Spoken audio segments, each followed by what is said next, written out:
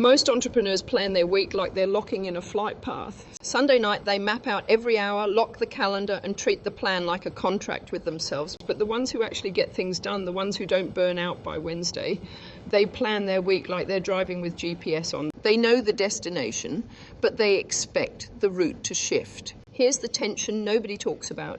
You build that clean Sunday plan, you feel good about it, and by Tuesday morning it's already garbage. A kid gets sick, a client blows up your inbox, your energy tanks for no clear reason.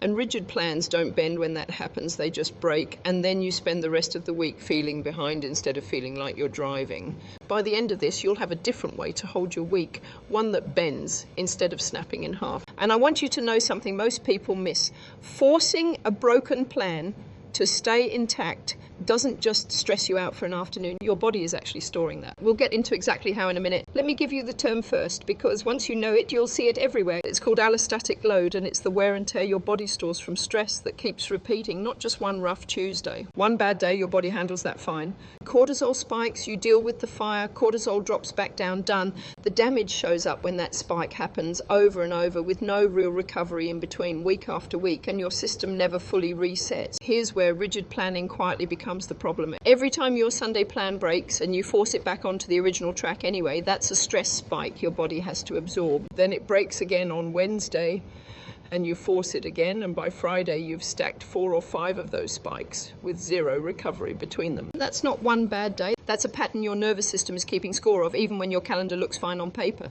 There's a name for what's actually happening in your head when you do this, and it comes straight out of CBT. It's called all or nothing thinking, and most people don't realize they're applying it to their calendar. The plan is either followed exactly, or the week is a failure. There's no middle setting. So when reality doesn't match the script, your brain doesn't say adjust. It says you blew it.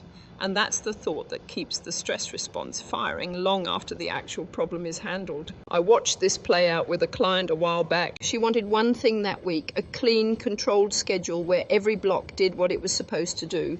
Tuesday, her kid woke up with a fever, and by Wednesday, a client had an emergency that ate her whole afternoon. The deadline she'd built her week around was gone, and instead of adjusting, she tried to cram the missed work back into Thursday and Friday on top of everything else already sitting there. The result wasn't just a missed deadline. It was a guilt spiral that followed her into the next week too, because she never actually rerouted. She just kept jamming the broken plan back into place. The week she finally let herself reroute instead of collapse. The deadline still moved, but the guilt didn't follow her into week 2.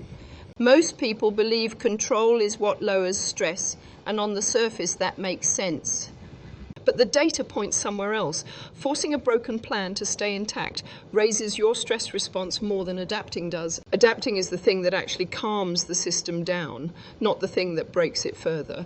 So if rigid planning is quietly taxing your body every single week, what's the alternative that still gets the work done without the cost? The alternative is a GPS. Not the plan you write once and defend all week, but the thing that lives in your car and never once assumes the first route it gives you is the only one that'll work. GPS gives you a destination, and then it watches the road the whole time, adjusting the route as conditions change without ever losing sight of where you're actually headed. That's the shift. You stop treating your week like a script and start treating it like a live system that expects to update. There are 3 parts to this, and most people only ever build 2 of them. First is your destination, which is just one weekly goal, the single thing that, if it happened, would make the week count. Not 5 goals, 1. Second is your current location, and this is the part people skip completely.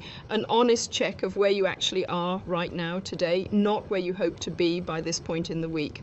Third is the route, which is the flexible plan connecting the 2, built with the understanding that it might need to change before Wednesday even shows up. Here's why most weekly planning falls apart before it starts. People set the destination, they build the route in detail, and then they skip straight to executing without ever pausing to check their real starting point.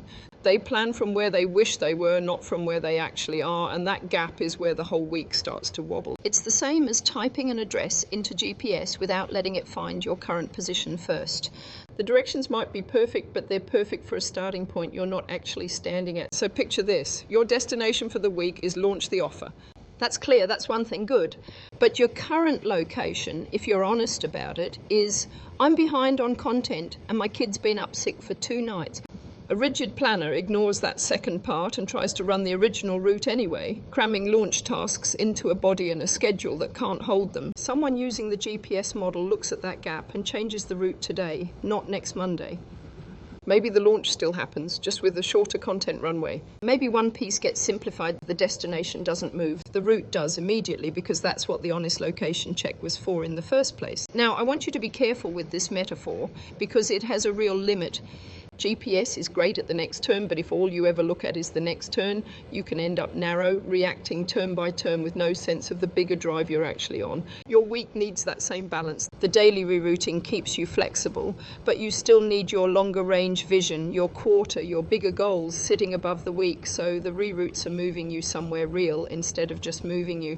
Once destination and location are both clear, the skill that actually matters is what you do the moment the route breaks. Rerouting isn't failure.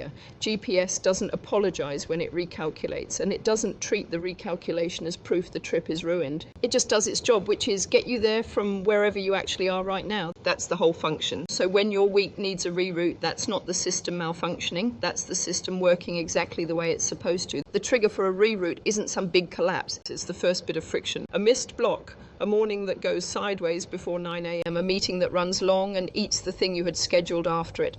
That small moment is your cue.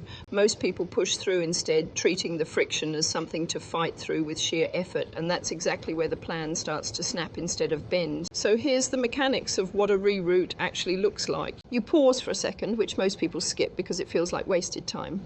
Then you recheck your current location, meaning you ask honestly, where am I actually starting from right now, not where the plan assumed I'd be.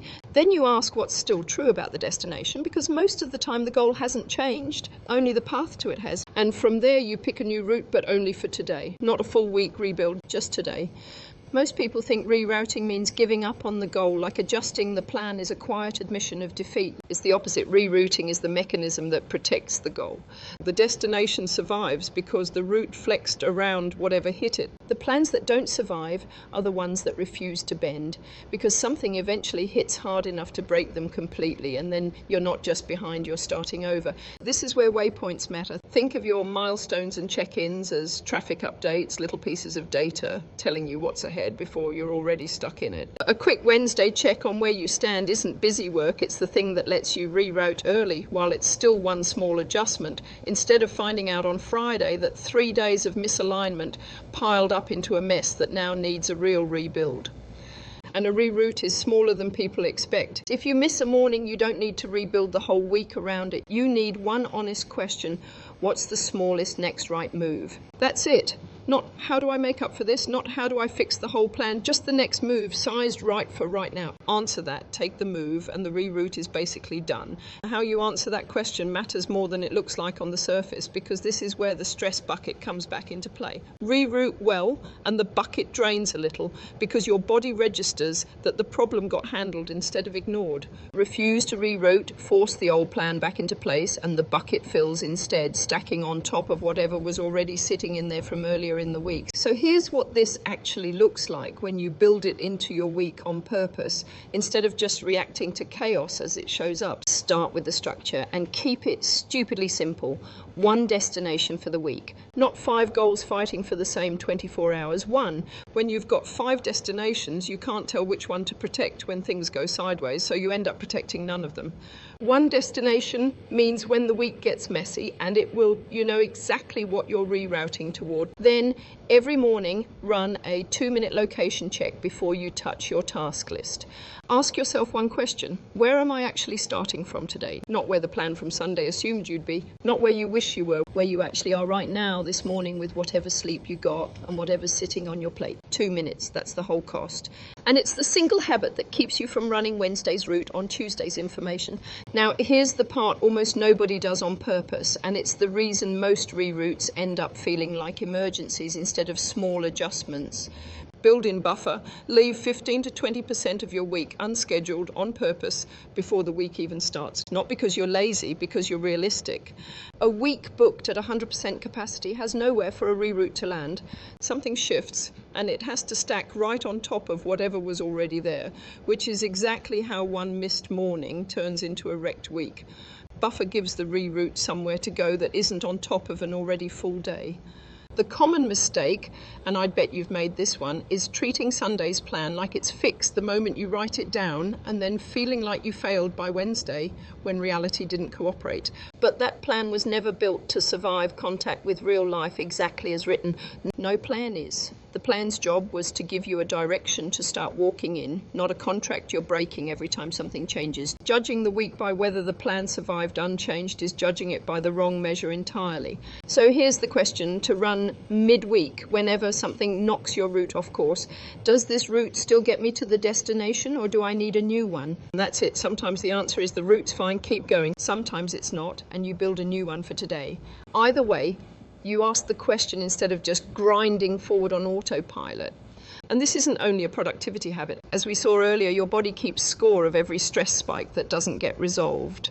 A week built with a daily location check, a real destination, and buffer on purpose is a week where your nervous system isn't stuck firing the alarm bell over and over. It's the difference between a system that handles one problem and resets and a system that never gets the signal to stand down. So this is the real shift. Stop measuring your week by whether the plan survived untouched and start measuring it by whether you stayed oriented toward your destination the whole way through. Those are two different scorecards and only one of them actually matters. Here's your homework. This week, name one destination. Check your location every single morning, 2 minutes, no more, and reroute at least once on purpose when something knocks you off course. The version of you who reroutes calmly instead of forcing a broken plan back into place is the version whose body isn't paying for this week in cortisol next month. Next up, I'll show you how to tell the difference between normal friction and a signal that the destination itself needs to change.